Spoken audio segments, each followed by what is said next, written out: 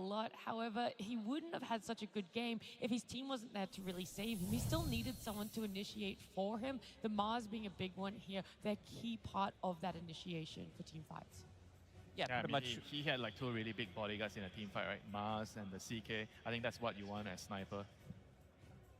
And the build too, like good rushing the dagger into Houston. We saw that come into play. I think the way that XXS plays बोल दो आपका mechanically net is गया था फिर से very underrated. Yeah, Like this is the fight Oh, where yeah? he actually gets a blink dagger. The 13 minutes in हाँ delivery. मेरा net चला गया था Good understanding where he needs to stay. But ये तो दिन एवरेज हो गया दिन होता है yeah, जब when you're just dealing चाहिए with तभी so जाना much पड़ेगा damage सबका in general, it's the 1-2 हमको combo we're talking लगा about. ही It था creates कि so नेट much गया chaos. It also allows होगा XM to be able to क्योंकि beat him from stream a बंद हो distance. गया And this is the fight ये तो happening मेरा right now. होता ही है जब जरूरत पड़ेगा तभी उस दिन ही प्रॉब्लम ये सब होता ही रहेगा कोई नीचे बुला ले नहीं नहीं नहीं नहीं वैसे कुछ नहीं हुआ ऐसे बाहर में मतलब एरिया में खुदा ही हो रहा है आज देखें This is pretty much the max distance for the spear, and तो इसीलिए नेट चला enough. गया Every single time turns around. I think both him and Damar are the best Mars players in the world. Collapse, of course, is up there, but the way he turns every single time he needs to soak up the damage is just beautiful.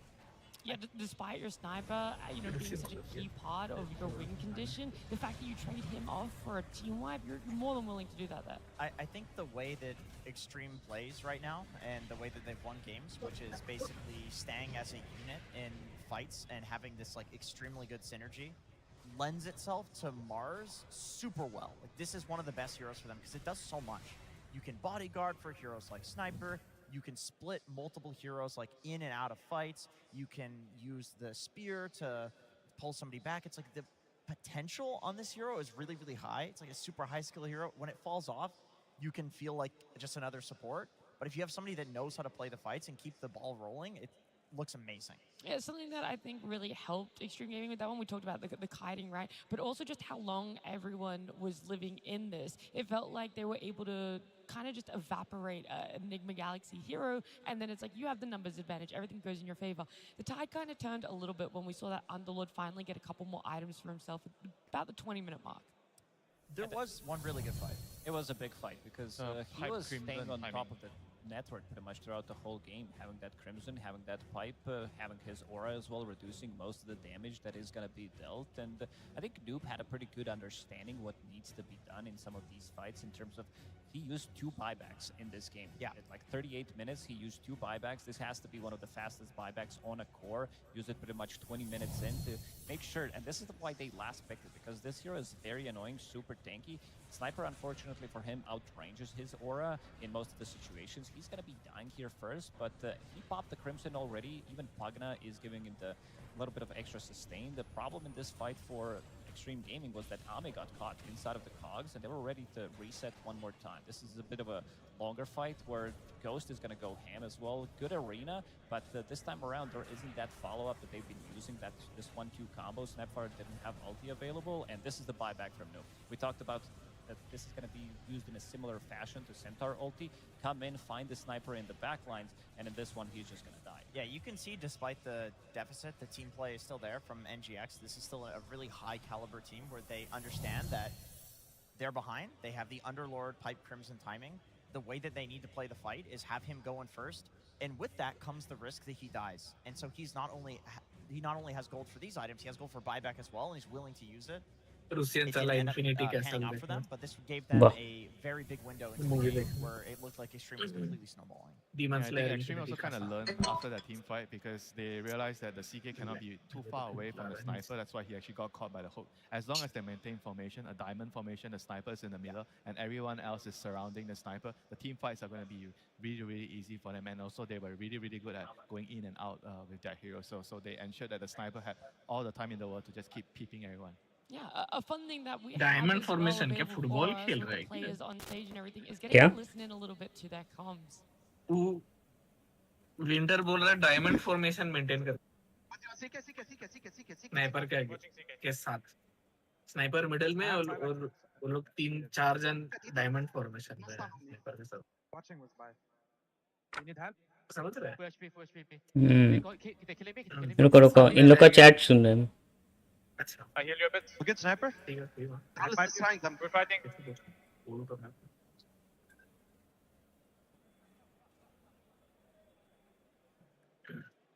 Fucking shit, boys. Let's fucking go. Nice. I like it from Noob at the very start. It's clear, you know. I go buyback. I'm watching with buyback. I'm watching with buyback. That's where that moment is. Yeah, that was- Cosplay Yeah, jumps very in clear and comms. They definitely express. हाँ बोल क्या बोल रहा था Omar's dead too, and he just goes, "Good fucking अरे ये winter ही बोल रहा था डायमंड फॉर्मेशन ओ अच्छा हम मेंटेन कर रहे हैं हाँ, और कुछ नहीं इतने Yeah, and also like GH made the call right at the end after the underlord buyback. He just said we are fighting, you know, don't move, you know. So that was also really cool. Yeah, that was one of the best fights for Enigma Galaxy. It meant that there was a lot more in the tank for them. Team में कोई उतना बात करता नहीं है हम लोग The purge for us is normal call सी तो हाँ वही and some of that information. सुनने का अच्छा लगता है अच्छा वो चाइनीज लोग का नहीं सुना है समझ ही नहीं आता ठीक है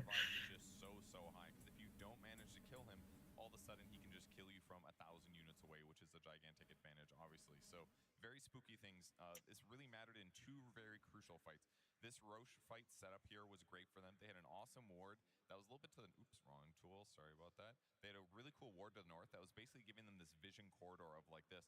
And by using the sniper shrapnel here, it basically allows them to put all of this power into their opponent from range. Very crucial things to point out. We have the Spirit here from Elder Titan. This is going to lower Omar's magic resistance closer to 0, which basically makes the Kisses damage, which is launching from all the way over here, and the sniper damage from all the way over here. They're doing this from safety. And the one here that does go in is the Mars. This guy's got the Blink Dagger, and he's got a BKB. So he knows that if he goes in, he can also secure his escape with his BKB. And once they see this, this is basically the last range advantage that Enigma Galaxy has because they killed the Clockwork first. Nobody else can gap close like him. Troll does it here by running from the side, but he has to do this really elaborate, basically run all the way over this position. It takes time to set this up. He can't just react to the moment. So with just simple a cookie and a Hurricane Pike, he gets out, and now all of a sudden Ghost is kind of just in. And the only hero still kind of in danger was XXS on the BKB. So once this fight kind of goes disjointed, they just have to leave. This is all because the range advantage and because Extreme Gaming managed to kill बहुत अच्छा explanation है jump that Enigma Galaxy had first. They get Roche for free. And then the other fight that matters is this one here by the tier 2. They do the same thing. They basically swing in from the side, trying to hit the back lane. They need to kill हाँ detailing ना for free if possible. वही ना इतना detailing Very crucially, not using the hook shot when they went on him, which is kind of helpful. He can save that for a follow-up initiation on a different hero if he wants. But unfortunately, with the Aegis being on the Chaos side here, he ends up being the guy that gets jumped. And very crucial here, XXS lands the Hex on him, which he layers it with his next stun. And then there's a third stun that guarantees his kill. So the Troll just simply doesn't get a good fight because he didn't safety pop his BKB and because XXS had that really, really fast side of the device. So range was so important in that fight and in this game. And Extreme Gaming used it to their advantage. That they definitely did, Purge. Thank you so much for that one of all the breakdown, everything from that start to that finish there. And I loved just how many saves that I had kind of overlooked that this sniper अच्छा बताया had. अच्छा We बताया talked about two bodies being in front. सही है but in depth analysis being so handy in the utilization of more mobility backwards. I think what makes Extreme so scary with Sniper is that they understand better than any team that Sniper is this thing that you dangle in front of the enemy team. It's like, oh, you have to get him. Okay, come on, try it. And then they all use everything to save him. They all use everything to save him, and then enemy team reveals themselves. All of a sudden, you have XXS jumping the back line. Like, this team plays around the hero so well that most teams just ban it. They don't want to deal with it because They know how to itemize as well. If you look at the supports, first of all, he has his Hurricane Pike, then they have double Force Staff, they have Vlads, they have Guardian Greaves, they have Cookie, plus they also have Solar Crest, they also have big drums as well to be able to run away from the fight, understanding that they can reset multiple times, and if they don't die during that like troll ulti when they go in with the big invoker combo, they're going to be winning the longer fight. Yeah. Before we get into that game number 2, and before we talk too much more about what we expect there, we want to show you guys one of our finalists from our short film contest.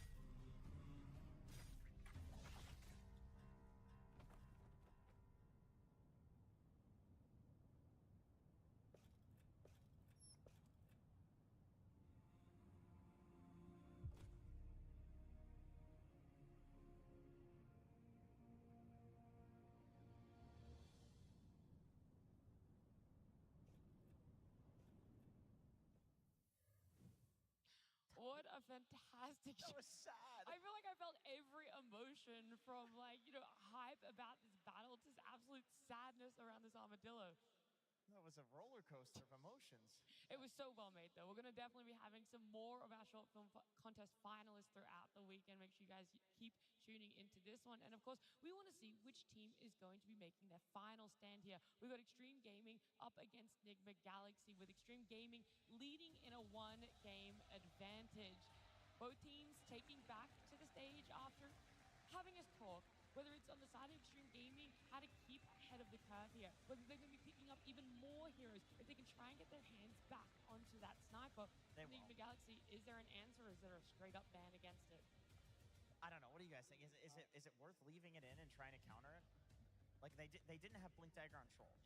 There are better answers than Underlord, Clockwork. I mean, I think it only happened because of the picks, though, because the sniper was picked because you open a draft with Invoker. So I think if you don't open the draft with Invoker, you're probably not going to have to worry about sniper. Oh, be careful. Be careful. You're talking to XG here, dude. These guys will just whip it out. You're not. I don't think you're going to pick sniper before you see your lane matchup. Oh, for sure. For sure. So if you're not opening your draft with your mid hero, I think the sniper could be banned later if you think it's necessary. But I feel like the ban initially is not what I would do. I would just try to maybe restructure my order, my sequence. I'll pick my mid hero later, and if I really need to ban it, then I will ban it. I agree with that one. The thing is, though, they value mid lane dominator builders for Sumail right now. This looks to be what NGX thinks is like the strong thing in the patch. And I feel like Sniper's probably good against all of those. Like he'd probably beat Muerta as well, right? In the last 5 games that they did play, they did pick Sumail's hero 4 out of 5 times. Yeah, but the thing with the Muerta is, it's different because Muerta is a flex pick. So when you pick the Muerta, you don't really feel like, oh, it's really going to be mid, and you're going to pick your sniper right away. Yeah, but they also opened up with the double Nature's Prophet, which is also a flex pick. So they might need to, maybe open up with an offlaner or just the straight up position 5/4. Yeah. It also goes back to those bans, right? For Extreme Gaming, it was very targeted against Nigma Galaxy. They went for like the Marcy, the Muerta, the Bane. So whilst it कल was क्या नया hero announce हो गया? what Sumail likes to play, it is taking out all these things that I think have been the good openers, the strong foundations on the side of NGX. Yeah, the foundation is going to be very, very crucial here. Who's going to be on which picks, which side. You're going to definitely have to plan everything around that. And I do feel like maybe it's more beneficial for Nigma to be on the second pick. Normally, I would say it's easier to be on the first pick side, because now the more I think of it, because both teams are very, very focused on getting their mid matchup. So being on the second pick side means that you can decide based on what are they are opening, and then maybe you can 9-pick Sumail's hero without fearing that, oh, there's this sniper. Because I don't think they are going to open number 8 with sniper. No. So they're going to pick something else, and then if you think Invoker's open is a good game for it, then you pick the Invoker at 9, and then you ban the sniper in the second phase right away. So I think in this sequence, second pick is probably easier for Nigma to plan around. And if XG has last pick, you're just not letting Sniper in the last ban phase through. Yeah, I agree with that. Okay, so it feels like there's a couple of solutions there. We'll see exactly what they've been able to bring up for themselves, because it brings me great joy to say we've got a game number 2. Extreme Gaming versus Nigma Galaxy. Game 2. Our lower bracket run for Nigma Galaxy could end short here. They've got to bring everything they possibly can to the tables. Extreme Gaming, they've been waiting for this moment to bring out those gotcha picks, get that sniper on these hands, and now looking towards the bans. It's not changing up too much in what we saw for that game number 1. Shadow Demon is also out now, but this also allows Nigma Galaxy to potentially take the Bane for themselves on the first pick if they want to, because I think they've been playing very good, but also banning Mars, which means that Beastmaster is not going to be in the pool, and this hero has looked amazing. He is undefeated at the TI main stage. We did have the stats for it, I believe 5 out of 5 games. It allows you to be played from 2 different roles, and it gives you so much tempo. Yeah, I think if Earthshaker looks like it's going mid, even just in general, like Queen of Pain would be really good to come out here. I think Noob plays an excellent Beastmaster. I know it's been played a lot more mid, and Sumail can play it. He was one of the first people actually to start experimenting with Beast mid. The Shaker, like we have seen the counter to it, and it is dominating it in lane. the Earthshaker not having a very good win rate on this main stage. And a lot of teams have come up with ways to bully him out of lane, but also be very proactive on the spots of either blocking the Ancients being Yeah. stacked or just taking another core with them to try and steal it. I think the main idea here to exploit this hero is he's after all a melee hero in lane, right? So you have to be able to pick a good matchup to pressure him. So I assume with the next ban, they are definitely going to more or less remove the Quap because the Muerta is already banned.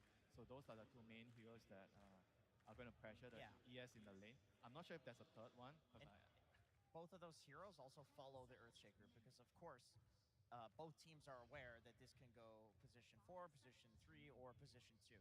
You know what? Pick Quap, you can go to any of these lanes. If Quap is banned, could they just use Sniper for themselves to pressure the Earthshaker in the lane? I like it.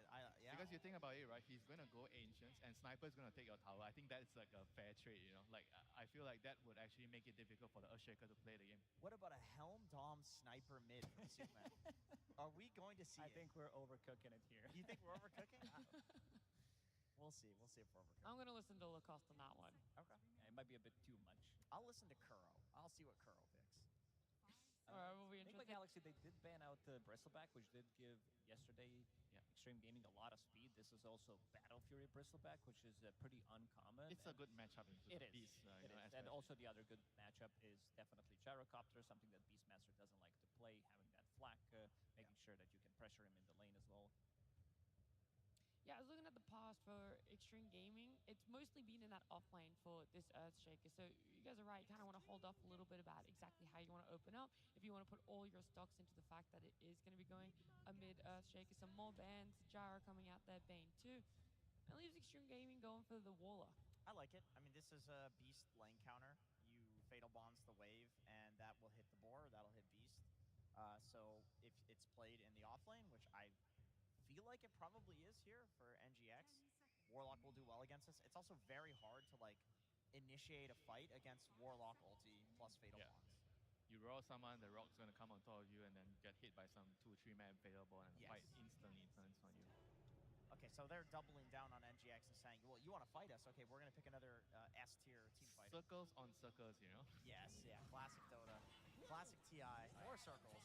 This is a really, really good pick here. It counters both Earthshaker and Warlock. I mean, Warlock does not lag at all against this has to be Snapfire from Xinqiu again. It's just too good to pass on. You're playing against Beastmaster, easy cookie against Aurora. You have a follow-up from Warlock, a Fissure. So you can choose how you want to be taking the fights, prolonging them. Great against Phoenix Egg, great against Clockwork and his cogs as well. So it feels really, really good. That gives you a team fight. I think the one pairing that we've seen in the previous game, Snapfire plus Mars, now you can do the same thing with the Earthshaker. Yeah. The only issue with that is it does make the support duo a little bit weird between like Snapfire, Warlock, like who's actually running the lane with the off-lane Earthshaker also might not be so ideal, you know. So if they are going for a Snapfire, maybe I would lean more towards the Shaker being like a mid hero. I think they could, I mean, they could also go like Snap Puck, something that's like really, really active on the mid lane that solves the issue with the supports running around and doing stuff together. Yeah, and the Puck also definitely exploits, right, the fact that you have a Phoenix Clockwork support duo. They don't really have the best lockdown against the Puck here. So there you go, the Puck for Snapfire. And this is just going to mean that this game is going to be all about the team fight again. Punishable by the Sniper again. I mean, Sniper. I think they have a couple of good options. The Sniper definitely. Not sure if Sumail wants to bang it out. I think Void Spirit could be really good, very elusive. Yeah, but if you do, okay, actually maybe. Either that, if it was the different teams that did have these drafts, I would say that XXS would probably pick up Slardar against this matchup. It's very good, like the two supports, you can easily three-shot these two supports. They don't have much armor. Oh, Ghost Medusa. Right away.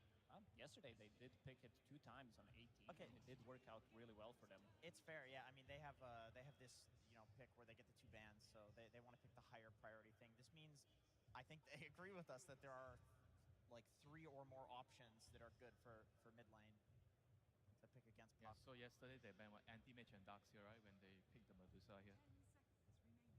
So that's going to leave what other carries against Medusa. Yeah, they also did Animage and Juggernaut in the second game when they picked up the Medusa. Oh, Ame Jug. I mean, if he can find any excuse to play it, he will. It kills the egg as well, and it's good against Beast and lane. We actually saw Warlock Jug lane as well. Okay, so you think it's not out of the realm of the question for us to get to see an Arme Jug on the main stage? I definitely think. I mean, I think we'll see an Ursa Almond Jug. could also be decent here, like Ursa with the lane with the Warlock against the Beast. You can also kill the egg. I think those are decent options here. They have a couple of very good heroes here to pick here for XG side. It's all about like thinking what are your priorities. Like, do you want more of a better lane or do you want more of a better late game against this Medusa? I have a wacky one to throw out there for Sumail. Ricky Maru counters the puck in lane. You can't cookie when Ricky gets the Aghanim Shard. Good at killing the supports. Game and Gladiators did try that against Team Liquid, game number 1 in the grand finals last year, and it looked really good for the first 15 minutes, and then they just crumbled. It's good. A lot of these that we are mentioning can work out, but Is it where the Ricky could potentially fall off, the Beast comes online, and then you're going to have your Medusa online? Is there enough power spikes The throughout thing is, the rest? both the Ricky with the Beast and the Medusa doesn't feel like they have the best synergy. It's It's a very bit good weird. against their opponent's heroes, but it but not doesn't really together. work with their own lineup, which I feel like that's going to be my primary concern with the Ricky. Yeah, I mean, NGX definitely does need some sort of spirit type hero Yeah. that's running around and doing things with the supports right now. Or they, once again, can all in and go for sniper and just say, okay, we're going to dominate you in lanes, go late game, and then, win the game that way. Which they have done. I mean, they did the Medusa Muerta duo. This is not a super common, scaling cores in your 2 and Yeah, 1. but I just feel like more likely you're going to see like something like a Void Spirit. Void Spirit just with the axe is going to counter basically their entire lineup. Yeah. The current 4 heroes. That a is lot of definitely time the best on spirit. Enigma Galaxy.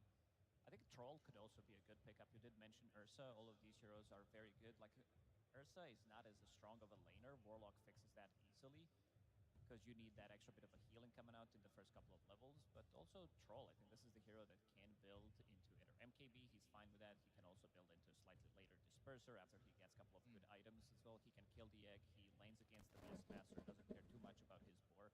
Next.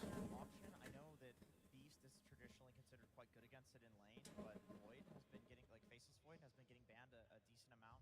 And I wonder, like with the Helm Dom build, That is probably like the greediest option, right? Medusa. it's just that they have a lot of stuff to throw into Yeah. the Chronosphere right now, and it's traditionally considered a decent counter to Medusa, and the supports on the side of NGX don't do anything to a Faceless Void. How do you kill a Void here? Yeah, you have to roar.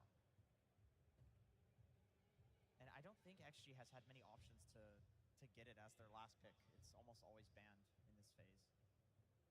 Well, that would make sense why Enigma Galaxy are taking a little bit of extra time here. It feels like there are so many potential options, and they've got to go straight into this ban, into that pick here, revealing everything before Extreme Gaming get that. Yeah, because the overall. ban also is really dependent on what they want to pick, right? So Yeah. what if the last pick they have already counted certain things, so it means that they don't have to ban that hero right here, So that's why they're taking quite some time here to decide what they want.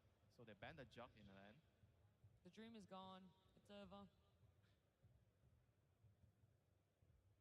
Now they have even less time for this. I thought that using so much reserve time, they would have been a little bit more confident in what they wanted that last pick to be. I mean, it's still good to use all your time, just make sure that you cover everything, you make sure you don't miss anything. There's a lot of options. I mean, we've mentioned pretty much everything. Yeah, Void Spirit. I think Ember Spirit can also work if he builds into Mage Slayer against. Wow, that is a fancy one. Okay, I was not expecting SF, to be honest. And they know immediately what they want to pick.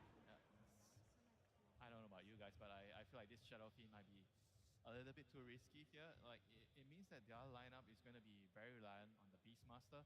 And I think that with the Ursa being picked up, if Beast does not have a good lane, I feel like the momentum for Nigma is going to be really hard to play. They won't have much to go around. And Extreme Gaming, as long as they get to their team fights, their lineup is just going to destroy you.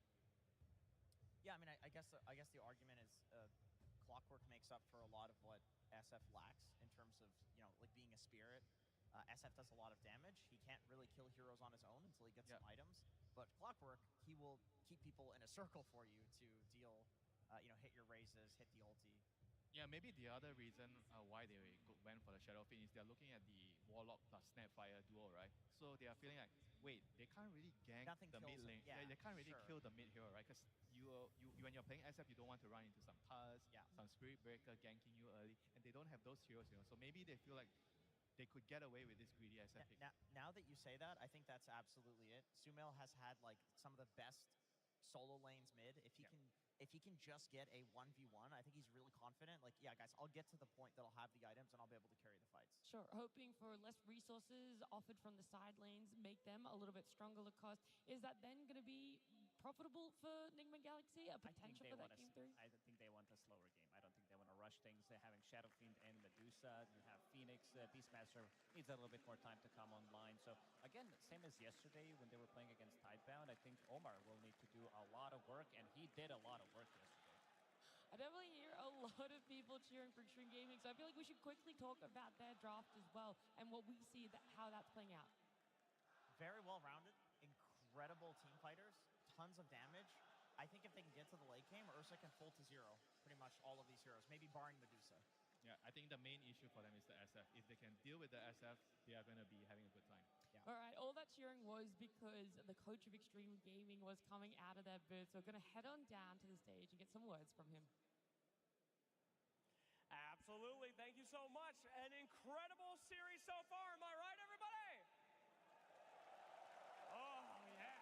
This is one of the loudest crowds I've heard in a while. So for both teams, actually. But let's get to the questions, my friend. So, a lot of confidence coming into the series. 2 heroes that we have not seen picked up yet at this event, and this draft as well. Full team fight, full let's run at him, in my opinion. Where did this confidence come from after the performances that we've been seeing yesterday? 今天打这场比赛超自信，选了2个从未上场的英雄。我们想知道一下这个自信从哪里来？专门为Nigma 准备的。We prepared it especially for Nigma. Oh, okay. Baap re baap. Any surprises then? I mean, the Medusa, a bit of a surprising pick in my opinion. Were you ready for that? 对面选了美杜莎，对主持人来说有一点点小惊喜，对你来说呢？预料到他们不是选美杜莎就选德鲁伊吧。With them, if it's not Medusa, then it's Lone Druid. Fair enough. All right. Well, I did want to give you an opportunity. As I said, incredibly loud crowd, especially over here from the fans of your team. I want to give you an opportunity to say something to them cheering you on. 现场那么多粉丝在支持，为你们呐喊，想有个机会让你们就是跟粉丝说一些。谢谢大家支持，我们会冲上去的。Thanks everyone for your support. We will go all the way up. All right. Well, let's see if they can do it again in this game as we get into game number 2. And as we get into the action, first blood, it's going to be going the way of Sumail as he's ready to step up to the mid this game on his Shadow Fiend, of course, coming through as that final pick from Nigma Galaxy this game, folks. And it feels like he does have to do quite a bit, right? Especially with Omar making that quick early little swing around, finding XXS. They've got their early game prepared. Look at the double ward block as well. Looking to get themselves to an advantage at the start here, giving Sumail a good time versus XM in particular. So let's see how he's going to be able to do with a pretty much free bottle right at the start of things. So Sumail is going to be going toe-to-toe with XM here. Let's see how these side lanes go, because it does feel like XG is very prepared for them, having this Earthshaker, having this Snapfire, which you've seen them do very well with in the past, and having this Ursa snap-picked, no hesitation whatsoever. Oh, yeah, they were ready for that. They did not care what was coming out from that last pick in the mid from Nigma Galaxy. They were absolutely ready to get our mate back on the bear. Xingqiu finds the kill. Indeed, able to catch out GH there on that top lane, so settling the score for now. And just sort of overall, what do both of these drafts sort of tell you about what these 2 teams want to accomplish here in this game too? For XG, feels like similar to last time, just team fight, right? They have so much that's going to be coming together. For Nigma, a little bit more of a slowdown, but pick and choose your battles around that egg in particular, and if Omar can find the catches. But I do have worries, I gotta be honest, just because their only real team fight early is gonna be coming from the Phoenix, and there's a Snapfire. So that egg is going to be addressed in almost every single situation, and looking back to what happened in that last game, control became a bit of a problem too. And again, the stuns are lacking for the side of Team Nigma. I mean, that XG has a lot of stuns, Enigma does not have that many. Yeah, I mean, so when you look at the lineups, would you sort of see this being another game where there will be that period early to mid where the 5-on-5s, Omar, they're just going to have more to press on XG and Arme. Caught. able to chase down the clock, finish off the kill for himself. Yeah, I would say, look, ease of execution, as we like to talk about it, definitely feels like it's there for XGs. If they just get out of lanes, even or ahead, they're just going to have those natural ultis coming in that do a ton of damage, as we've seen with the Shaker, with even the Snapfire from the support. And yeah, we have to mention it too, right? XM, Sumail is looking to dominate the lane, because if you look at the game overall for the Puck, as we said, there's like no stuns. It's Clockwork, Hook Shot, and a Roar in particular to try to lock down XM. It's going to be super difficult to catch him. Yeah. And we saw how well of a performance XM had last game on the Sniper. And his Puck, also one, as you can see from that Dota Plus level, one that he is incredibly proficient on. So yeah, if you give him sort of the setup to have an easy Puck lane, he is going to be an absolute nightmare to deal with. And let's see how this bottom lane goes, because like you said, they snap pick the Ursa. With this Warlock, they know it's going to have a free lane completely, and it's versus double melee. So Ame is set up for absolute success, and Noob, he's going to have to just rely on stacks completely. I see he's already sending the boar. He's got a triple stack hard camp already prepared for himself, but he's got 6 last hits.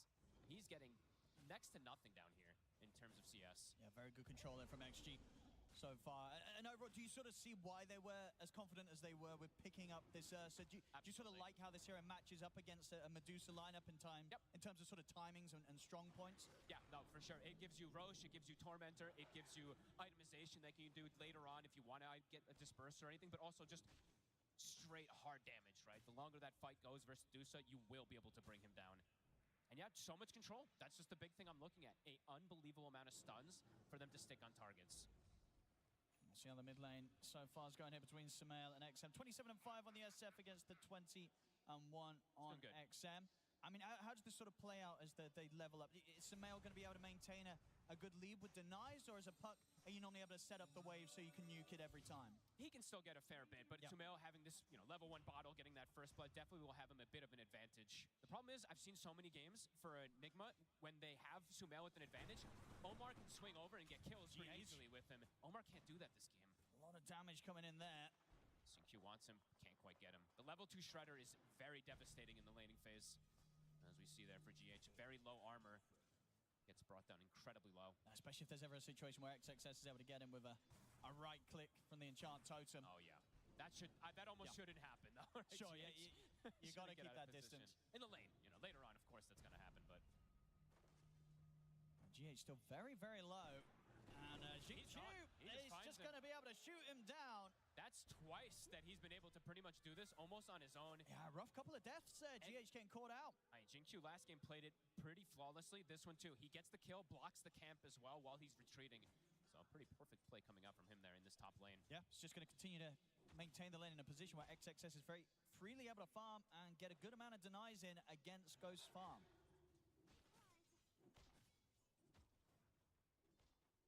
So far, slightly favorable early signs here from Extreme in the way that they're maintaining the lanes. It's going to be a lot of eyes on what Sumail can do from the mid on his SF. Sumail and Omar to set that tempo in particular, to have that game for Ghost so that he can sit back and farm. Constant fissures. Yeah, proving difficult now for really GH to have a sort of say in this top lane. Each time Xingqiu pushing him away. So I mentioned this last time, the way that they had their lane setups. This time of course it's GH still playing that 5 position, but not having that matchup where they have like a ranged hero with the melee hero, the Clockwork with the Medusa, which is a pretty strong hero, versus Earthshaker too. So interesting that they decided to do this and just keep it very standard rather than adapting in any way. As we see XM has the haste rune. Can't look to toy with Sumail a bit here. Yeah, knows that he's at no threat at all. Raindrop's going to be blocking a lot of that damage. Sumail down to his last Raindrop charge. XM still has the 3. Could see a rotation at some point. Xingqiu will finally deward the sentries that were placed from the start that we mentioned from Omar, although they were about to expire. Not the same move happening from Xnova. He is a Warlock versus a Clockwork, so it's very difficult for him to get over there and actually place this sentry to block the camp. So Noob, he will have those camps to go back and farm to, or maybe he gives them to Sumail. We'll see. Maybe they are all just about buffing up Sumail as much as possible in this early game. Yeah. Since he doesn't have access on Noob, so he actually can't clear that neutral. And XM is... they cannot let this happen. This is a huge stack. They cannot let XM take this stack. I mean, I mean, if they allow this to happen, it's devastating. Sumail's got to get over it. He's got a haste rune, though, so XM can toy with them a bit here. got a couple of the creeps, but Sumail should be able to maintain the rest of the stack. And D comes in just in time because losing that would have been quite painful for Enigma Galaxy's early game. Yeah, that would have been devastating. Now we do see Sumail 1,200 gold advantage over that puck at the moment here. Now it's Sumail so far, getting the stack, getting the first blood, top lane, GH dead again. He's just getting caught off guard with the damage.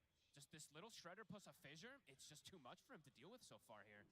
This is going to set XXS up for a very quick link dagger timing. Even with the fact that they did block those camps, it kind of doesn't matter because of how much he's getting from the lane. Oh, and he's going to have... This is the off-lane shaker, and he might actually have a pre-10-minute blink dagger. That is devastating. Arme in the mid lane. Arme's ready to head over. They get the silence onto the two of them. Arme getting the swipe stacked up onto Sumail. Sumail's ever get the Requiem off. Phase shift there from XM. See if he can jump out in time with the orb. He can't. He can't escape them. They'll get bonded here, the three of them, and Arme's ready to step back in, cookie forward. Sumail will get taken out. GQ shoots down Omar. As XG bringing in the numbers there to contest this rune. Short, they lose their puck, but it's Arme, the carry, turning up and getting involved positively. Very cool move. I feel like that reminds you of Spirit that used to do that one, right? The 8-minute they bring the Joyce, mid lane at times. Arme, hello that he can get involved into the fray. हम बोल रहे हैं जिंकू को ना बाल्टी में चुबा के ही रखा था कल प्लेस देख रहे हैं प्लेस देख रहे हैं देख Ghost is getting absolute free farm up here too. That is being said though, XXS is, as you said, gonna have that blink dagger at शांति से बैठ के देख ही रहे थे एक समय देखने में अच्छा लगता है थोड़ा रोटेशन फाइट होगा थोड़ा साला हेल्म और डोमिनेटर बना के साला पूरा सारा जीवन वहीं पे 4000 years later fight हो रहा है He's a little low on mana now, but he can consume the Grimoire to drop that golem if there is an aggressive play. They won't push forward on the side of Nigma. They're still very difficult to push the Ursa out entirely. Smoke play now to be coming in, so they want to continue to just bring more numbers down to this bottom lane to try and take this tower off the map as early as possible and potentially find kills on top of it. But they're going to turn up for the defense. There's the setup. Straight away they go for Noob. They'll get the roar up, but the enrage is there. Noob continues to run, but the kisses are coming in. The final hit connects. Noob's gone. इतना लंबा क्यों नहीं दिया तब कल sir जिंकू dominating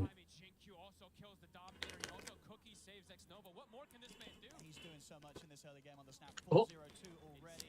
A flawless opening here from him on the Snapfire. And I think perhaps Nigma was maybe saying, hey, Warlock's not quite जिनको save किया डोमिन के रिक मारा अल्ट मार के लिया और क्या चाहिए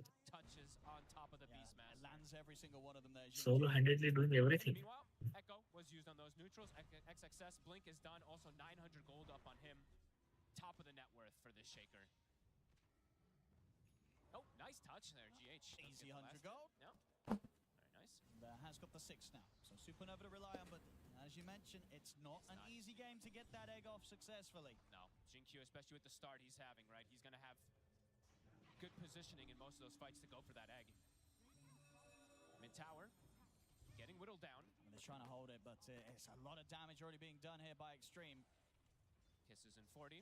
XM, he knows he can push the limits because he's playing versus no stuns. And GQ will claim that tower last hit. This is a very rich Snapfire. At the same time, the pressure will continue from Enigma Galaxy on the bottom lane. They will take the tower there. Sumail has to make that trade. Since he did end up, he can't go back to that mid lane because very likely could get set up on. Does go bottom, gets the tower at the least here. We'll see where XM wants to go next. Starting to shift his attention up towards the top. Kisses in 20.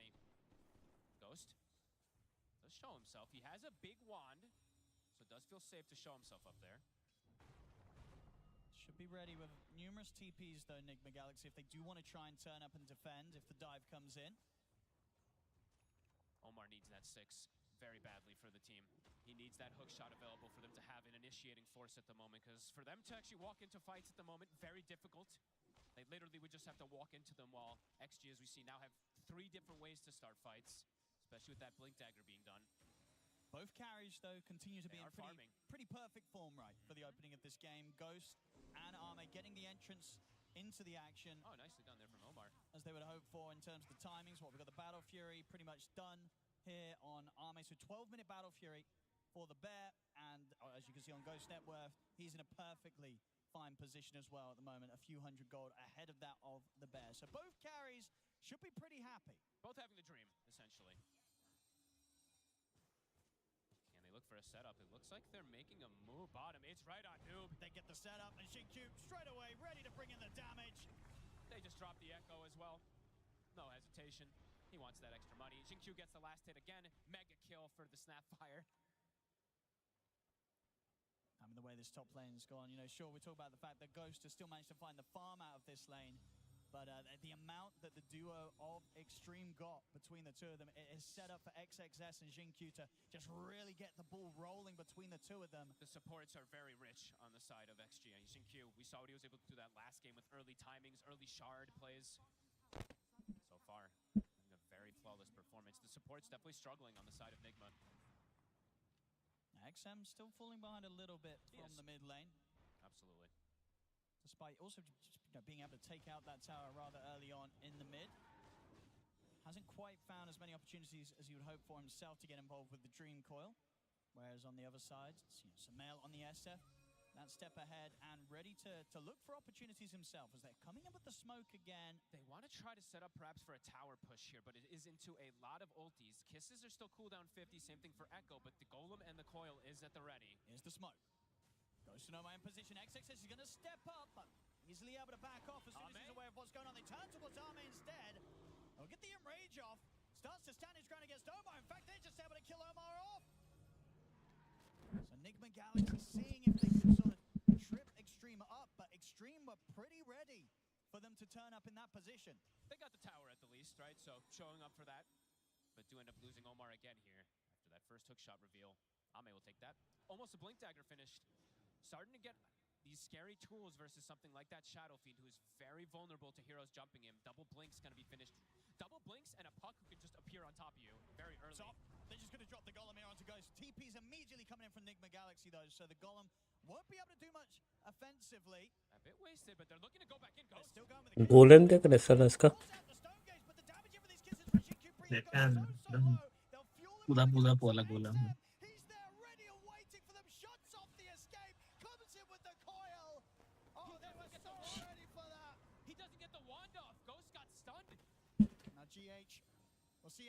चल भाई बड़ूसा तो मर गई. Completely in for the dive play. He's already got what he came for there. I mean, that was just so smooth from Extreme. Had no idea he was coming from that angle. Really starting to build up the early lead now. Extreme 11-2, 4K lead, taking out these towers. And that blink is done now for the Ursa. Sumail's game just feels so difficult, Owen. Unless he can do some type of crazy position plays, but versus double blinks and a puck does feel incredibly complicated. Especially with these timings Ame's hitting, because once that bash is online, right, it's going to be so difficult for Sumail to turn up and get the combo off. I mean, even if he does, right, he can always get the enrage, right? Like, you can never, it's very difficult to ever Requiem an Ursa, Requiem at the puck, perhaps on the Shaker in some situations, but there's stuns, right? It does feel very hard in this early game for Enigma with the way that XG has prepared, with the way these lanes went down in particular, too, as we keep saying, the supports, almost level 10 on the two of them. A slow start for the side of Enigma. Ready to go again. Echo slams at the ready. Kisses still going to be off for 30 seconds, but with just sort of the jump burst alone between the two of them, most of the heroes on Nigma Galaxy will suffer. Omar, Ame does find him. If they find Sumail, it's going to be quite a huge one. He's just a free kill. They're on top of him, it feels like. They've got enough control and burst. Here comes the silence from XM. Nothing एक और kill. to be done there by Sumail. Uh-oh. This is looking really tough for the Shadow Fiend. They wanted him to get a snowball going, but he's now bottom of the cores after that death. Noob is going to start running down in this direction. I feel like he's got to be careful. XG's still got a lot around. He's going to open up with the roar onto XXS. See if he can make this play happen, but the kisses are up. XXS will die, but it's going to बाप रे. They get a trade. Xingqiu claims another. झिंकू तो पूरा क्या बोला है साबुन नहीं ये क्या बोलता है रिन सोप से मुंह धो के आए हैं अरे ये कपड़ा का जो साबुन कपड़ा धोने वाला था हाँ साला लास्ट मैच भी एकदम गॉड लाइक वाला खेल रहा है ये मैच में गॉड लाइक वाला खेल रहा है जिनको भी लाइक हमको कोई नहीं रखेगा, हम साला सबका फैंटेसी पॉइंट का फदर मदर करते हैं।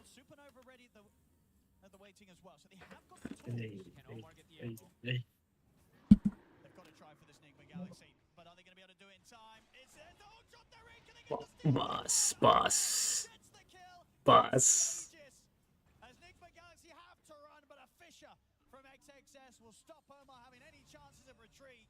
They tried and they were so close to getting the timing, but Arme stands strong and claims the Aegis. हाँ मैं भी लाइक कल आना, कल भी मत आना।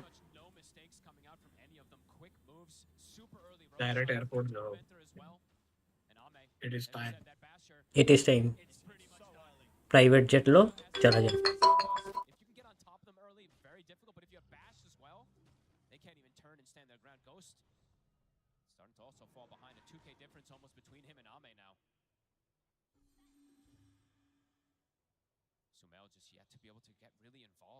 Has that one kill from earlier, but besides that, just difficult for him. So much magic damage. He's going for the blink next. It feels like he has to go all in, but maybe does have to change the build a little also. We'll have to see what he wants to do.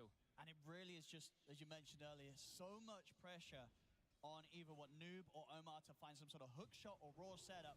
Because without that, there's just no stop. You can't make the plays. You can't have a chance of trying to take down a puck. Another freebie.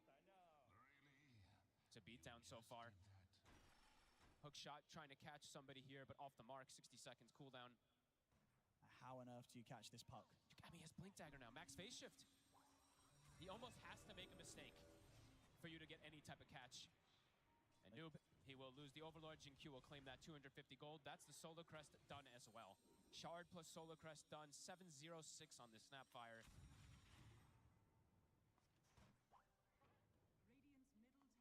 Trying to play around Noob with his Overlord timing, but they just, I mean, as soon as the creep showed, they killed it, so first one is gone.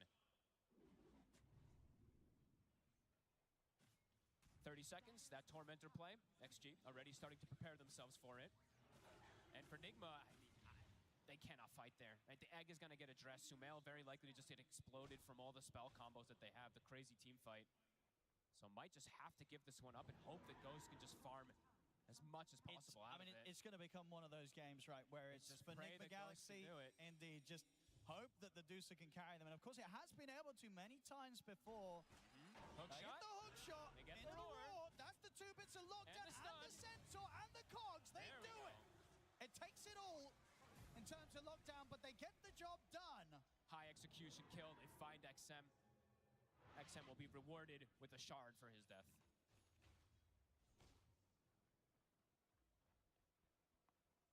Arme ready to continue to push on. 2 minutes on the Aegis. Not a lot that he fears right now. At least Nigma's able to find something there. Sumail also has the Blink Dagger done with the Arcane Rune. Oh, look at the items that come in, though. This is the issue, right? Because they're having such good times on the offlaner, too. XXS now has a BKB. So if he does try to go for that setup with a Requiem, it might just get countered. Noob might be in trouble here. Oh, yeah. There we go, straight away. Very dead. As soon as they see him. Another one for Jin-Q. He even gets the Overlord creep. He's just getting so much money. जिनको आज बोलेगा मेरा meet का गान मारा है, मेरा carry का गान मारा है, हम ही कैरी करेंगे। Yes. Going for the blink. I mean, once that's there, it's pretty much going to be impossible that you ever get the egg off. Yeah. He's always going to be able to blink in, Little Shredder in from a safe spot. And potentially just the saves too, like Blink, Cookie, and Ally. But yeah, So absolutely, hard. just positioning being crucial there. Omar, Sumail, they're looking for the wraparound. Trying to See what catch they them can off get. guard here. They get the Omni to X over, but it's kind of awkward. And in fact, he's going to get the chance to live. He's away now. They get the jump in onto Sumail. The bash got through. They have the Invis to protect him for now. बस Snap holds him in position. Sumail will be able to get away, but GH is dead. Nigma Galaxy have to retreat. They can't even kill the Warlock with their combo. Name diving in under the tower on towards Ghost. That's the carry dead. A true disaster for Nigma. XG, a masterclass. Literally 0 mistakes, it feel like. And tier And a tier 2 probably to fall here starting too. to fall indeed. I mean, getting so much done with this Aegis on Arme. They Nigma just- Galaxy, they tried their chances there. Yeah. but it just didn't work out. They couldn't lock down and kill this Warlock. And even if they do, very likely they all just die immediately afterwards too. So an attempt there from Nigma, but quickly answered from XG. BKB is about to be done after all the rest of his pickups that he already has. He is massive on this Ursa. I mean, Sumail's game just feels actually impossible. Coming on towards the top lane, Sumail and Noob, they got to get out of here. Power Ranger TP is coming forward, immediately killing that Overlord. The kiss is to Scout. And they're going to be able to find him. The Fissure comes in. You can't escape Xingqiu. He's always ready to spot you out and just do the damage. It's like, what do you do against this Snapfire? Don't give him it. This is actually insane what he's able to do so far this game. Nigma can literally get nothing going their way, it feels like, right? Even when they got like one of the kills, it wasn't a free kill by any means. The trade ended up happening on bottom. I believe that was the last one that they were able to find. The moves from XG just too fast, and yeah, the BKB done for the Ursa. Sumail hasn't been able to find this Requiem combo, and he may not be able to at all in this game with the items that they've been able to pick up already. XG. They've got to be careful down in Enigma Galaxy. XG are coming in from multiple angles. XXS, he's got the BKB. They're going to try and burst him. They get him with a hook shot, but the BKB's there, straight into the Echo. Locks down the two of them. XM ready to come over as well as the Dream Coil's there, catching out Sumail on the retreat. Sumail nowhere to run once again. XG take him down. Arme deals with GH off to the वो side. क्या रहा है? One hook shot, super low duration, right? I mean, sure, it only goes up 0.2, but even 0.2 makes a difference in these type of situations. Doesn't get the Requiem before that BKB. And these items, they got them too fast, Owen. The fact that the Shaker was able to get it this early. I mean, just his item timings in general, right? Parasma online, 24 minutes in on XM. And they're making it look pretty easy right now. 21-4. As we said, it's Ghost versus the world, but they have the answers for this Dusa. Even though he has Butterfly, the Parasma's done already. The Ursa can start to make the build toward that MKB if he feels like he wants to. Oh, he can, and he's going to be well on the way, Arme. 2,500 gold ready to start spending up into that MKB. I mean, almost 5,000 gold ahead of the Dusa. And space now starting to be pretty limited for Ghost, and he's actually under vision the whole time. They know exactly where he is. I know, just needs to get so many items online to be able to have a chance in this one. I don't know how many he's going to need. A much rougher game too, and game one was not a fun one either for Enigma Galaxy. At the moment, down 16k gold at 25 minutes in. I mean, all the timings that they wanted to go for, as we said, like just aren't working. They aren't going to work because of the itemization that XG's gone for, but the timing that they got them to, as you said, Sumail, the Blink Yashikai is out when all the BKBs and shards and Rage is available for the Ursa. Setting up top. Guess they're scouting if there is going to be anybody in the area here. XXS is going luxury build. It's actually going to be going for the Octarine next. So more and more stuns going to be coming out from this Shaker. They find Ghost down here. Oh, they're going to find Omar, which is good news for Ghost, as that should give him the info to get out. You say that, but Ame's on him. Indeed, Ame coming in for this angle. He gets the bash. Ghost. Oh, he's going to try for the TP, but the coil's there. The Fissure, the kisses, everything. Shit. Towards Ghost. He can't escape. They're just reading every single one of the moves. Even though Omar tries to catch the gank, Ame comes from a different angle and instantly through the portal again. No hesitation. It's incredible play so far here from Extreme. And we hear the crowd already loving it from Ame. They can feel it. Noob being stalked again. Oh, that was the Golem. Okay, maybe they thought he was on the other side of that there. But really despise these Helm of the Dom creeps. Yep, whatever. I'll get rid of it. Yep. Next Nova is like, don't need it anyway. GH.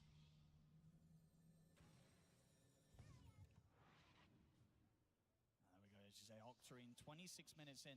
One of the fastest ones I think we've seen. Has to be, I think, around these off-lane Shakers. Because usually they build Kaya in between. Usually it's a mid-Shaker as well, too, so... Yeah, there we go. No surprises there. 2 minutes faster than you've seen it before. Crazy timings. Again, now Roche back up so quickly. They're getting everything. MKB's done, too, so... Yep. Approaching this fight, impossible.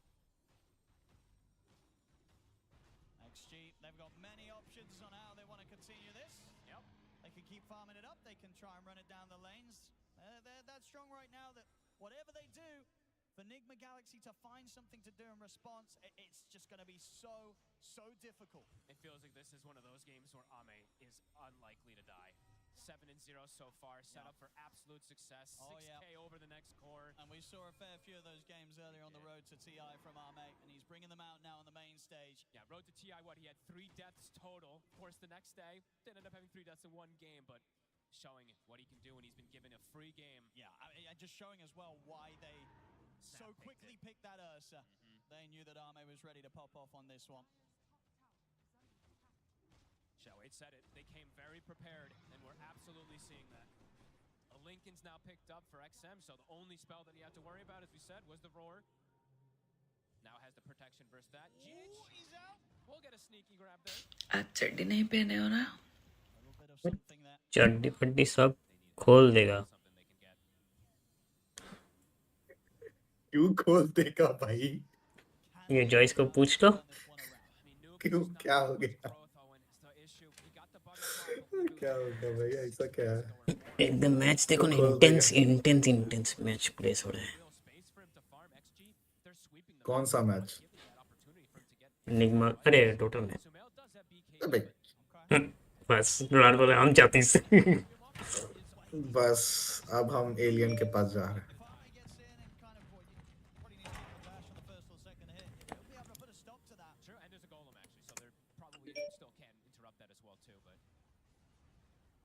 We'll give him at least a little more protection versus the crazy amount of magic damage that's also in the draft of XG. But one of the more uphill battles, it feels like, for Nigma, as Ghost just now getting surpassed by the offlaner of XG as well. They still just have to do their best to avoid extreme gaming completely. Try and build things together so that they can scramble together some sort of semblance of a team fight and defense on the high ground, despite this huge lead that Extreme have against them. That feels like it has to be at the high ground. Anywhere else, I mean, even at the high ground, it feels almost impossible at this point, but that just has to be where they look to pick that fight. Ame, he's in. The banner's down. Ready to get damage done. Still 2.5 minutes on this Aegis, so a lot of time for Extreme to amp up the pressure.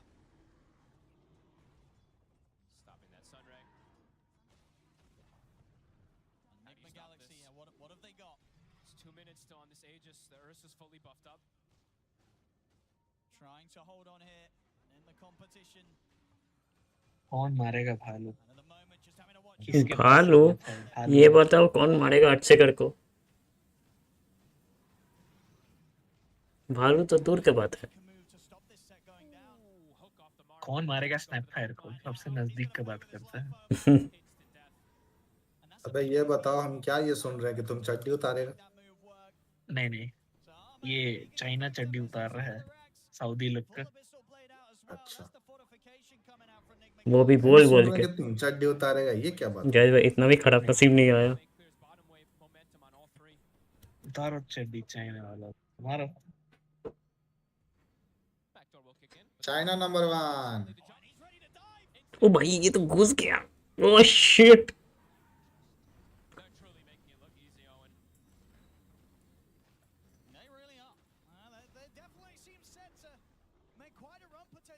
मजा आया ऐसे full intense fight देखने में मजा आता है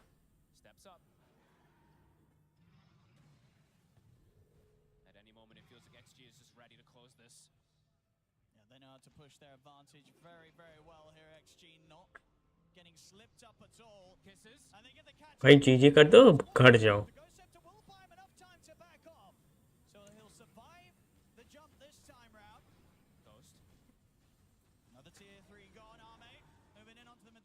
Medusa गया मर गया ओह बचे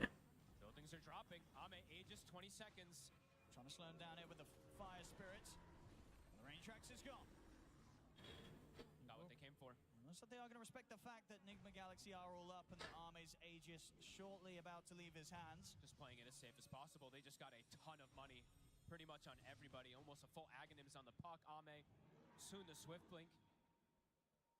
How close is Ghost to sort of the next item? He's Still not close, Owen. He's not farming. He about can't. 800 gold or so until he has the Skadi complete. Just Even then, he really needs that Daedalus on top of it to have the chance of doing enough damage to scare or threaten any of Extreme's lineup. And speaking of Extreme, the fake back. Oh, they're ready to go smoked up. again. They're looking to close this game out. Samael might just be caught here, stepping up straight खत्म. away. Abyssal blade into the damage. Samael's out for a hot minute. No buyback. Godlike for Ame. खत्म नहीं, अभी शुरू करूंगा stream. ओ अच्छा सब अपना अपना धंधा में हाँ बिल्कुल, टोटा गया तेल लेने भाग, हम अपना धंधा संभालेंगे पहले। Extreme coming up to 30k gold. He's coming up to 1,000 gold a minute in this game.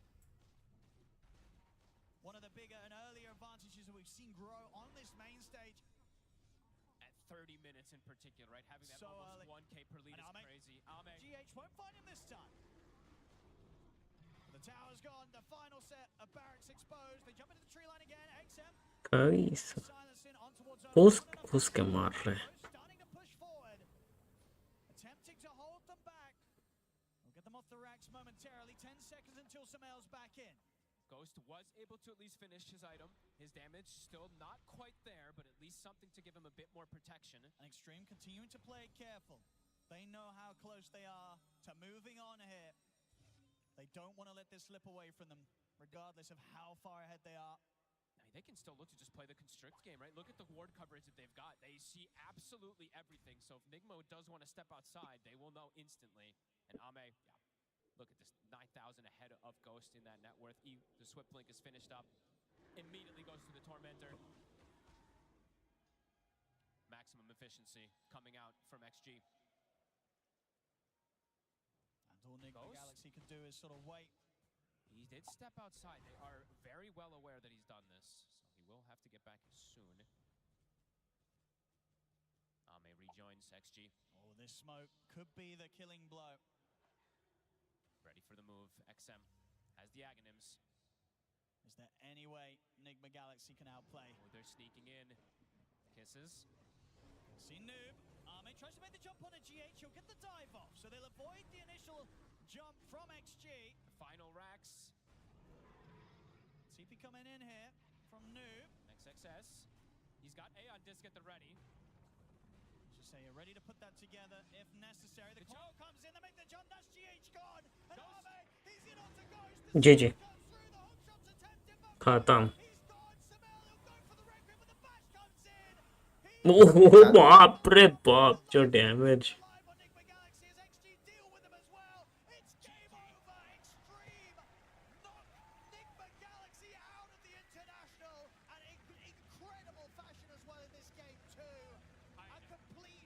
हमें बोलेगा हम शांति से पानी पी सकते हैं। देखो हम तो बोलेंगे अभी मौका है जिंकी को फिर से डुबा के नहीं, पूरा एकदम वापस बाल्टी में, डायरेक्ट बाल्टी में वापस इंडियन ओशन या फिर पैसिफिक ओशन में डाल। बात में जाओ, उसको बाल्टी में डुबा के अटका के जब नेक्स्ट मैच होगा फिर खोल के लाना। हाँ, निकाल के लाना। साला जो खेला, जो प्लेस किया एक्चुअली, पूरा डाल दो वापस। पूरा आमे और ये एक्सएम का फार्म जो दिया ना, स्पेस।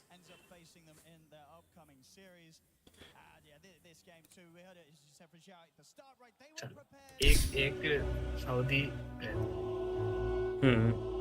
पॉइंट्स अपडेट होगा तो थोड़ा मिलेगा आमे का।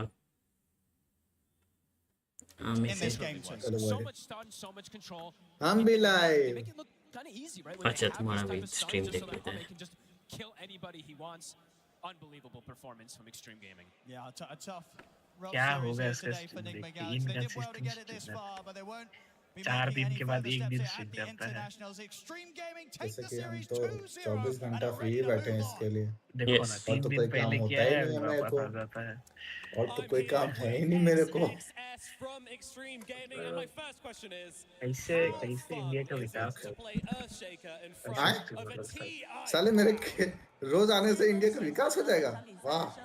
我们想问一下，在主舞台上，在 TI 的观众面前玩汉地者小牛 उनको 有 अच्छा 多 से 爽？ याद भी नहीं क्या करना था 现场氛围太好了。 हाँ ये तो अलग ही सुन रहे हैं भाई मेरे रोज स्ट्रीम करने से इंडिया का विकास हो जाएगा I think the atmosphere in the stadium is awesome. Inconsistency. I love the इधर atmosphere भैया when को we देखा hit है Earthshaker, everyone's ये clapping. ली आगे I love क्रोनोस it. खेलता है भैया Brilliant. I mean, you guys came so well तो इंडिया का prepared विकास for काहे this नहीं हुआ series. Why did this aggression just क्योंकि work भैया so स्ट्रीम नहीं well करता versus YouTube specifically Enigma Galaxy? ये नहीं करते थे 能看出来本场比赛之前做了很足的功课。你觉得这种非常बस ये 暴力 बाल 的 बाल 打 है 法为什么针对 Enigma 特别有效呢？ भैया वीडियो डालता है 我觉得我们只是 वीडियो 拿 से 到自 भैया को 己比较擅长的阵容，发挥的比较好，所以赢了他们。 विकास हो गया I think it's more of Very good. us picking our comfort heroes and making our strategies work. It's more of that. Worked extremely well for you guys. And I want to ask as well, what did you learn yesterday from your series versus P-Vision that you're able to take into this one and just take it so dominantly? 我们还是想问一下，从昨天的比赛，在 P Vision 上面有没有学到任何东西带入了这场比赛当中呢？昨天我觉得 PV 的带线，然后把我们搞得有点晕吧。然后我们今天比较注重一下带线和就是一些处理。 ये खोलेगा ना I think we were a bit knocked off by P Vision's lane pushing yesterday. So today we learned from that and we took care of it. Excellent stuff. XXS, you played so well in this series. Hamburg, China, they may be down, but they are not out as they stay in the international. Make some noise for XXS and Extreme Gaming! जल्दी बोल The arena having a lot of fun seeing Extreme Gaming continue here in the lower bracket. A lot of chanting, and I mean in that interview there, we Yeah. heard about it. It wasn't so much what they prepared for NGX, but very much having those comfort heroes, Lacoste, and I mean the sniper coming out. Can you get any more उधर comfort जाने than का that? ठीक And है then in that game number 2 as चला well, we saw them जाए just feel flawless. Yeah, Amazursa also another classic. These are the heroes that they love to play. Xinqiu on the Snapfire, on fire pretty much throughout the whole game, getting being paired up with either. You see this Earthshaker with Ursa just to have +1 so that he can be grabbing the kills, and it was pretty much flawless. We said that Enigma Galaxy, they need to take it slow, and they took it slow. But you know what? Extreme Gaming, they wanted to end this one quickly. That was a nice little tidbit about the lane pushing. Like, that was very honest from him, because I do think P-Vision, you know, we saw it yesterday, the way that they're using the Dom creep is...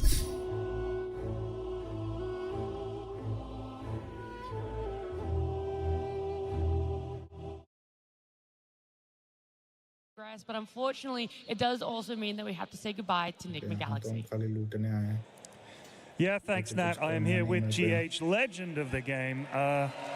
That's for you, bud. I realize you've just lost this series, bitterly disappointed and to go out, but have you guys had fun at TI? You've been incredibly entertaining to watch. It's always super fun to play in front of such an amazing crowd, to be honest. Having everyone who supports us here. So I would like to shout out all the crowd, all the supporters, all the fans. We truly love performing for you guys. They love watching you as well. So other than that, what has been the highlight of this TI for you and the team? I mean, for me, honestly, I'm just extremely grateful to be here in the first place. It's such an honor, such a great experience, surrounded by so many good, great players. It's just the overwhelming feeling. The standards this year does seem very high. How far do you think XG can go? Because that was a hell of a performance from them. Right. I believe top 6 teams are all contenders for the top 1. So they could go all the way, they could do anything they want. Fair enough. I'm going to get back to your team in a second, but I just want to say, can we get a huge round of applause and a cheer for GH Enigma Galaxy for entertaining us at this wonderful TI? Thank you, GH. Back to you guys. A pleasure to see these players come out onto the stage, to just get the arena going. There is so much energy around it. Everyone has loved supporting them. Months ago, they put in that effort. They came through the qualifiers. We saw them last week put in a lot more effort to make it to the top 8. And here, they get to be happy still with a top 6 performance. It is, nothing to be ashamed of to be knocked out by Extreme Gaming. Someone who came into this undefeated. Yeah, I mean, in TI, like, this is where you want to see NGX perform. And I totally agree with Ted, and I think the audience feels the same. This has been one of the most fun teams to watch. They didn't just get top 6 playing, like, normal, boring stuff. They did it with style. Like, they completely reinvented the meta, and I think it caught a lot of teams off guard. And we will definitely see in the coming day teams using stuff that NGX came up with. Yeah, I mean, that mid Muerta was such an issue. It had to get banned out. And then we see SF coming out, right? This is a hero that isn't surprising at all to be picked up, Lacoste, but it is surprising to see how the mid lane went for him with the side of Extreme Gaming stepping it up. Yeah, they were ready for some of these early movements. Even though he did have the first blood, things were not going his way. I think SF needs a bit of a different setup. This is a really nice move from Ame. This is why he's one of the GOATs when it comes down to being super aggressive, understanding that they can try to kill him with the coil. This should be an easy kill, but the Clockwork is here, and they're still going to be ready. Like, even they mess up this gank a little bit. XM didn't go, he doesn't go to the up round and uphill, and he dies. But guess who's here? It's Jinkyu, it's Ame. Cookie lands on one, he goes for the bigger target, Jinkyu gets the double kill. These type of moves, you don't expect them to happen. We've seen Yuma from Heroic going through these good rotation 5-6 minutes into the game multiple times, but these type of rotations where Carry leaves the lane 8 minutes into the game, goes to the river to secure the rune for his mid laner and try to grab a kill, it's very rare. I mean, it kind of also solves the problem, right? We mentioned that the SF was going to be a problem, and I mentioned after the draft ended, it's going to be interesting to see how they tackle it, and that was like a really important move. Right? SF, he was top net worth at 8 minutes during the game, and that kill actually meant that it slowed down their momentum so much. Yeah, that's something that Spirit was really good at during both of their TI runs, was figuring out if one hero is a problem and they can't just bring the supports to a lane to solve it, they would bring Collapse, or Yatoro would go. So it's really cool to see XG pulling out that here in the top 6, because, once again, going back, like, this is the sort of championship plays you need to win the whole thing.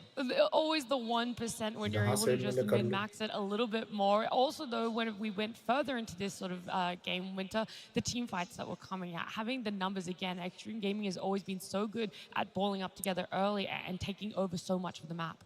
I mean, their draft literally screams team fight, in both games. And I also wanted to highlight that the way they involve everyone, because it's not just about starting the team fights, right? How are you going to involve all of your team? And right here you can see the Ursa once again comes in, Ame rotating in with his team. They have all the ultis up. They try to take a fight. They try to take the tower here. Nigma, they just couldn't really respond with 5 heroes because the Beast didn't have a good start. And usually Beastmaster, you don't really want to TP into a fight. You want to be in a position when and your team goes to you, right? So they took full advantage of that. And Nigma just couldn't bring 5 heroes, and they had to run, and they lost their carry. With so many early rotations from Ame, we kind of see him take that extra leap. There's a much bigger gap between the two carry players in this game that Jenkins. Yeah, I mean, this is a Ame classic, the Ursa, and I feel like this is what Extreme has been playing really well around since day 1 of this tournament, which is having some, like, really bursty carry, and then heroes that can, like, kite the fight, do things from far. They've Snapfire, they've Earthshaker, or Warlock. Like, all of these heroes, just they poke. Like, this basically lets XG play as a unit, and then Ame can, like, pick and choose his jumps and just not die. He went 9-0-4 this game, but honestly, this is how most of his Ursa games go, because they pick around it. Yeah, a big difference between having an active early game carry compared to a late game carry in the Medusa Lacoste. Yeah, I think Ursa did a lot more Medusa, also a bit of a slower hero on the side. She needs 2 items to come online, and we can definitely see the difference. Even though Ghost was farming really well, but also we have Shadowfiend. Like, I think the problem was between Shadowfiend and Medusa, because both of them are kind of needing other heroes to go in, and the hero damage at this time, all of that is from the laning stage as well. He did join in one of these earlier fights, but Ame, like, he's ready to take the fight. This is the best hero in the game to take objectives. They took the first Roshan, they did take the first Tormentor as well, and this time around they're trying to go for a kill. Again, they this is not the target you want to initiate on. This is your Warlock. He still gets the rock, even though Shadowfiend's not going to die because they're going to be losing the vision of him, off of that Glimmer Cape. But still, Ame, he's ready to join in. They have so many stuns, so many ways to disengage a team fight. Pre-BKBs, you have this Earthshaker with the Fissure, with the Enchant Totem, and you can see the big difference between carry-to-carry matchup once they left alone, where Medusa's still not ready to take the fights with her like 3-4 items that she wants to have. It wasn't easy, though, to find the right target to initiate on. That Warlock, we saw it there at that 20-odd minute mark, how they struggled to kill him off. That's a position 5. Later on in the game, though, we also see them try again on the Earthshaker too, right? Caught just slightly out of position. You have the numbers advantage, and that one still doesn't work out for them, Jenkins. Yeah, you can kind of see like the struggle that they were facing in the draft as the game progressed, where the only combo that they really had was Clockwork Hook into SF Requiem, and even though they basically did it perfectly here, they still have enough in the tank for XXS to get the BKB off, because the Chain Stun is just not long enough. So I guess you also need the Beastmaster in position, but then you have 2 cores in the same place. It's one of those situations where like one team drafted a lot of heroes that had many fight conditions, like ways that they can take the fight, and the other team drafted something which requires a lot more like outplay and maybe a higher cap. I think if you look at the score, it tells you the story of the game, where both of the supports are trying to make something happen, because all 3 cores are really not having a fun time. They did die 8 times on both of the supports. Noob didn't have a good time at all. Every single time Snapfire with the Earthshaker paired up with the coil. Very easy to execute combos once they go on him. He doesn't have much of a defense. And they managed to shut him down. He was the playmaker who was supposed to take care of the map. You did talk about the Clockwork and the Shadowfiend, the combos that we've seen that they missed. Executed the 2 times as well, but Ame standout player for a good reason. Yeah, the 2 moves that he made just now in the highlights, the gank in the mid and the top rotation, those are the 2 moves that kind of just cemented the lead, you know, for Extreme Gaming there. And especially like the Ursa, I think same can be said for the other side, on Nigma Galaxy side, when they had the Beastmaster. I thought he lacked that carry gate rotation, right? And not to say it's Ghost's fault, but as Medusa, you generally do not want to You can't do that, yeah. And so maybe you have to go back to the draft. Maybe it's probably better for them to enable the Beastmaster, because like I said, you know, with the SF being in the pool at the end, it means that a lot of the responsibilities of the momentum of the game falls on the Beastmaster. And if your Beastmaster doesn't have a good game, you don't enable him, it's very difficult for your team to move around the map. Because he wasn't really the overall last pick, they picked the Ursa to kind of win the lane. And you don't help him, so how is he ever going to get into the game? Right, I mean, he's overall first pick, and they didn't flex him out of offlane. Like, it was very clear throughout the entire draft that Extreme expected the Beast to go offlane. They picked an entire lineup that countered Beast offlane, and then NGX felt like they still had to run it offlane, but then they have this whole game that they need to play through him, and it just results in this problem. Probably, I think, went differently because they saw the 2 supports, right? They were caught between 2 minds. So either we go with the original plan to enable the Beast, or right now we try to abuse the fact that they had these 2 supports, which doesn't really offer a lot. So in the end, they went for that, and it clearly showed why it didn't really work out.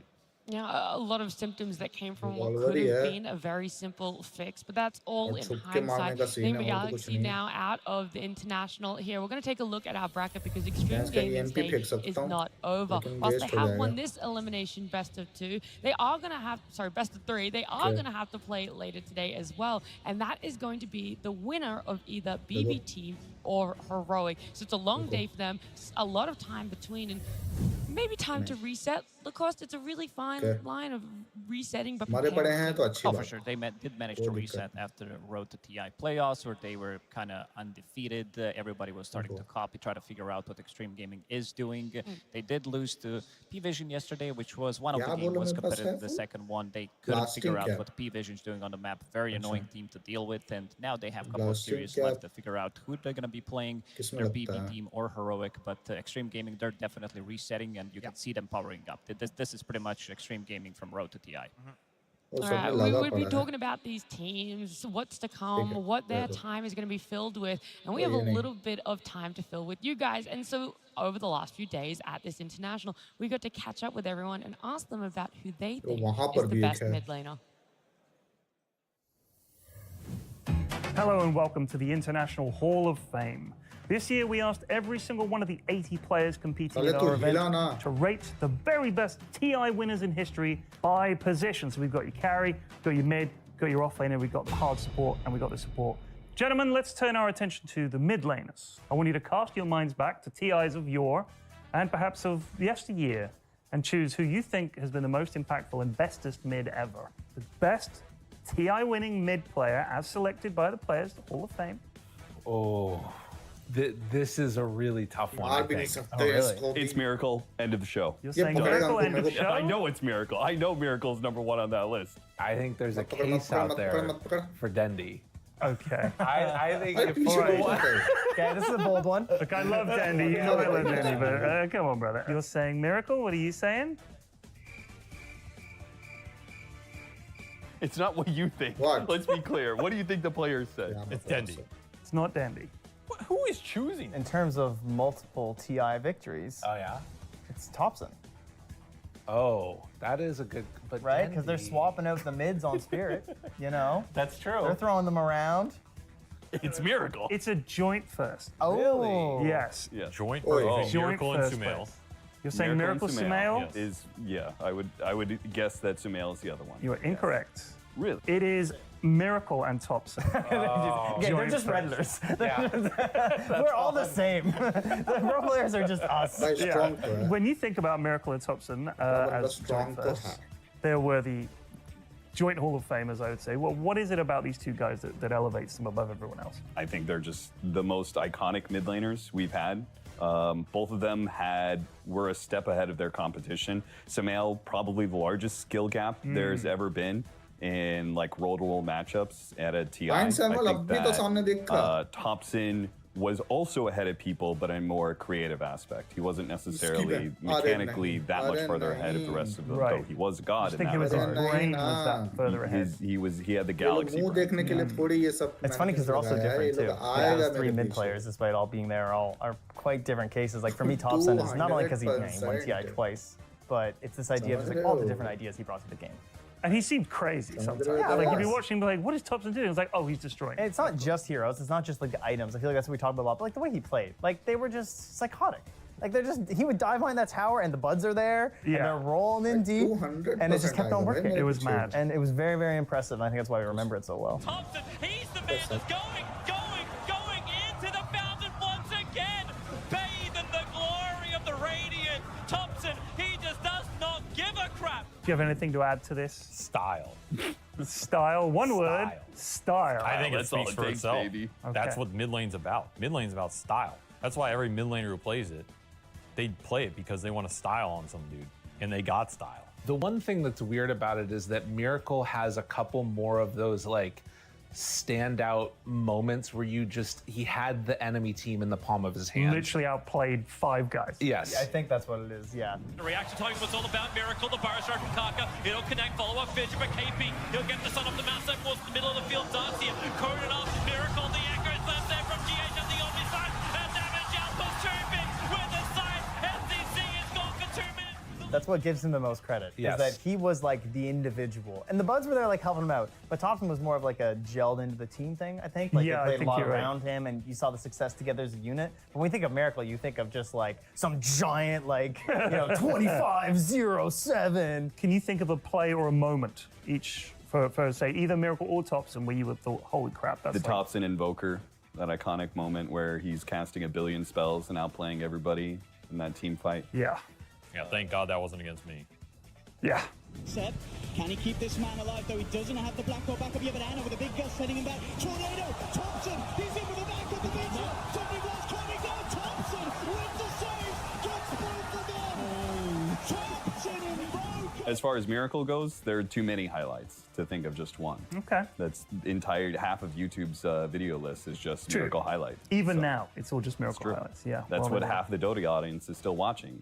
Miracle TI highlights. ended. They started loading up the Miracle 2016 highlight reel. Miracle highlights and Thompson builds. That's what people want. All right. Well, thank you, gentlemen. That was mid.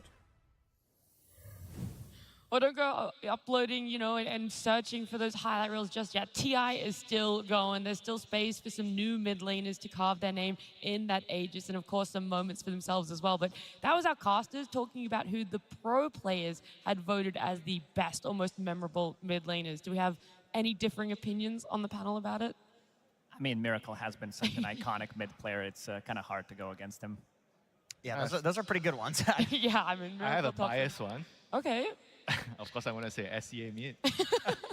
You can still do it, Winter. Nah, but they're totally spot on. You know, both of them, like Thompson and Miracle, they definitely change a lot of players' mindset in the mid lane. How you're supposed to play, how you're supposed to lane, what items are you going to go, you know, how are you rotating. They definitely started a totally different trend. Yeah, and now we see, you know, mid lane just exactly how it is played out, how much more support is given around it, what the teams like to do. It's very indicative of their playstyle as well. And two teams that have extremely unique playstyles or hero pools are the two that we're going to see next. We have BB Team up against Heroic. And I mean, Heroic coming out with these Pudges. Obviously, they also love their clockwork. We've seen them with the off-lane Phoenix too. It just feels like you can never put this team in a box. They always go above and beyond expectations in any regard. Yeah, to me, this is the most fun team to watch of the tournament, and it's not just because they pick Pudge. It's because they create so much chaos in a game that they make their opponents, no matter how skilled, they will make their opponents make mistakes. And Dota, where there are no mistakes, is boring. You just see objective to objective, and the game ends.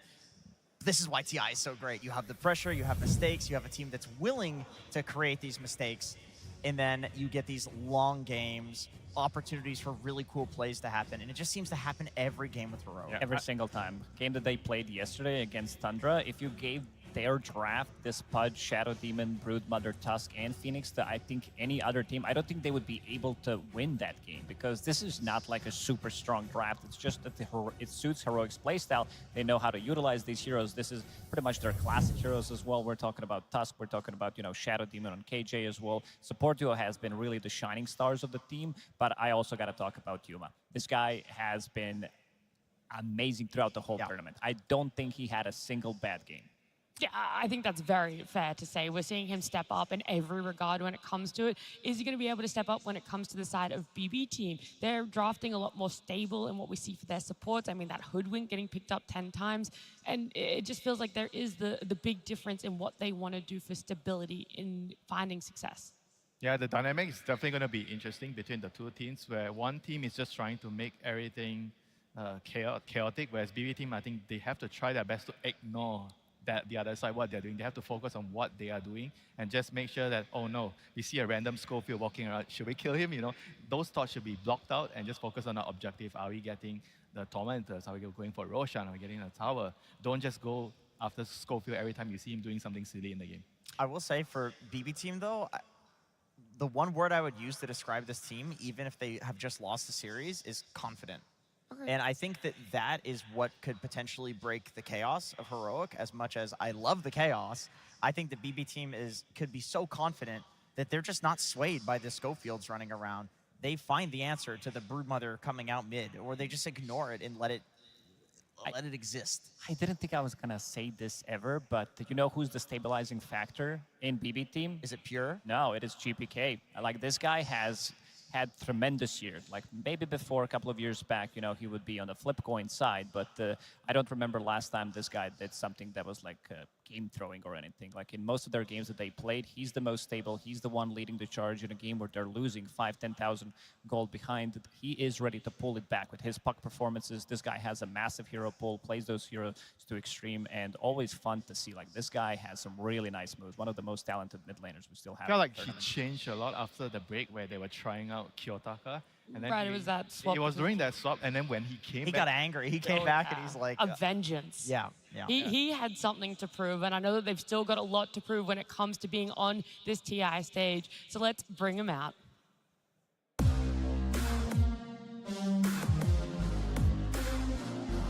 And we're back.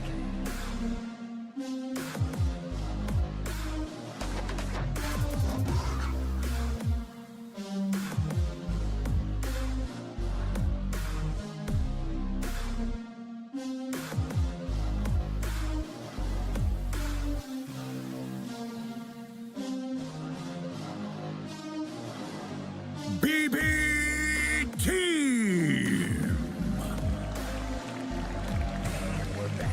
Game number 3 seems to be where this team loves to go, making their series so far on the TI main stage go the distance. They have been one of the most entertaining teams that we've got to see when it comes to gameplay and execution. But someone else that loves to bring some chaos and some energy is, of course, their opponents.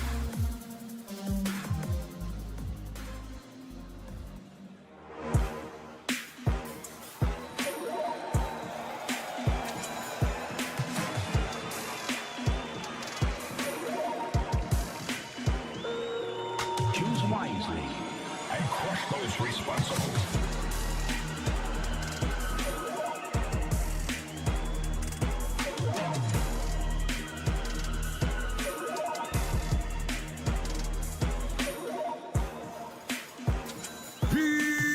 Heroic!